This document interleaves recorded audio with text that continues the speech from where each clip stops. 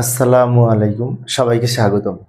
প্রিয় শিক্ষার্থী বন্ধুরা, আজকে আমি এই যে এই আইসিটি বিষয়ের 122 সংখ্যাটি 8 ভিত্তিক অক্টাল সংখ্যা, তাই না?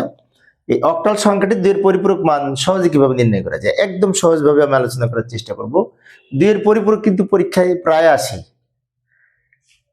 তো 2 এর পরিপূরক করতে হলে প্রথমে এই সংখ্যাটাকে বাইনারি করব, তারপর ওই বাইনারি মানকে 8 বিটে সাজিয়ে লিখব, কারণ এই সংখ্যাটি 8 বিটে ধারণ করবে, তাই 8 বিটে সাজিয়ে লিখব। তারপরে সেটাকে 2 এর পরিপূরক করব। তো প্রথমে তো বাইনারি মান নির্ণয় করি।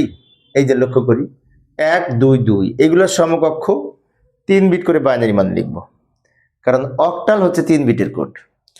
3 বিট বাইনারি মান লেখার জন্য আমরা এখানে একটি কোডের হেল্প নিতে পারি। 421 এই কোড ধরে করব। এই কোড ধরে যদি 1 এর বাইনারি মান বের করতে চাই, সবার শেষে 1 আছে, তো 0 0 1, আর 1 এর নিচে 1 লিখবো, বাকিগুলো 0 1 এর মান। এবার 2 এর মান কত হবে? 2 তো মাঝখানে আছে, তো 2 যেখানে আছে সেখানে 1, বাকিগুলো 0। 2 এর মান 2 এর নিচে, এই 2 এর মানও সেম হবে, 0 1 0, এটাই হবে সেম। এটা নিচে লিখবো, তাই না? না বের করলেও হতো, যেহেতু উপরে ছিল। তো যাই হোক, বাইনারি মান আমরা একসাথে লিখবো, এগুলো একসাথে লিখলাম।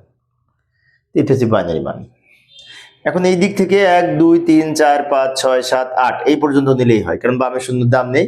তো এই পর্যন্ত 8 বিট ধরে আমরা 2 এর পরিপূরক মান নির্ণয় করব, কারণ আমাদের বলেছিল এটাকে 2 এর পরিপূরক করতে। 2 এর পরিপূরক করতে হলে বাইনারি করতে হয়, তাই বাইনারি মান নির্ণয় করে নিলাম। এবার এই যে এই সংখ্যাটিকে যদি 2 এর পরিপূরক করতে হয়, কিছুক্ষণ আগে যে বাইনারি মানটা পেলাম ওটা 8 বিটে সাজিয়ে লিখব। এই যে এই সংখ্যাটা পেলাম কিছুক্ষণ আগে, মনে আছে? কিছুক্ষণ আগে কিন্তু বের করেছি, এইটা পেয়েছি। 8 বিটে সাজিয়ে লিখলাম। এবার এখান থেকে এই 1 এর পরিপূরক মান বের করতে হবে। 1 এর পরিপূরক মান হচ্ছে, এটাকে উল্টিয়ে লিখে যে মান পাবো। আচ্ছা, এখানে আরেকটা জিনিস বলার আছে আমার, সেটা হচ্ছে এই যে আমরা 8 বিটে সাজিয়ে লিখলাম, এই 8 বিট বাইনারি মানের বাম দিকের যে প্রথম বিট, এটাকে চিহ্ন বিট বা সাইন বিট বলে। চিহ্ন বিট 0 হলে সংখ্যাটি পজিটিভ হয়।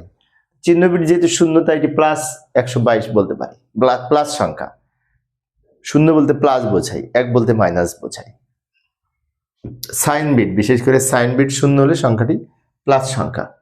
এবার এখান থেকে 1 এর পরিপূরক করতে হলে এটাকে উল্টিয়ে লিখবো। উপরে 0 থাকলে 0 এর পরিবর্তে 1 হবে, 1 এর পরিবর্তে 0, 0 এর পরিবর্তে 1, 1 এর পরিবর্তে 0, 0 এর পরিবর্তে 1, 1 এর পরিবর্তে 0, 0 এর পরিবর্তে 1। এবার এর সাথে 1 প্লাস করে আমরা যেটি পাবো সেটাকে 2 এর পরিপূরক মান বলা হবে। 2 এর পরিপূরকের সংজ্ঞা হচ্ছে এই 1 এর পরিপূরকের সাথে 1 যোগ হবে। 1 এর পরিপূরকের সাথে 1 যোগ করে যে মান পাওয়া যায় তাকে 2 এর পরিপূরক মান বলে।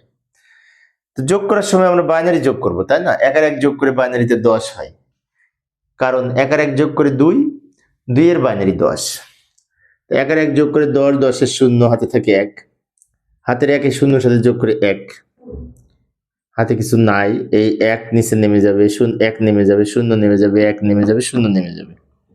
এই যে বাইনারি মান পেলাম।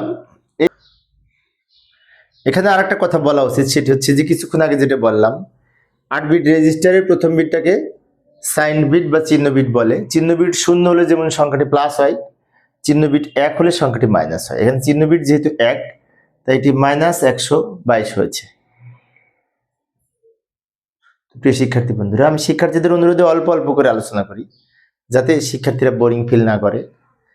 পরের ক্লাসটি দেখার আমন্ত্রণ রইল। খোদা হাফেজ।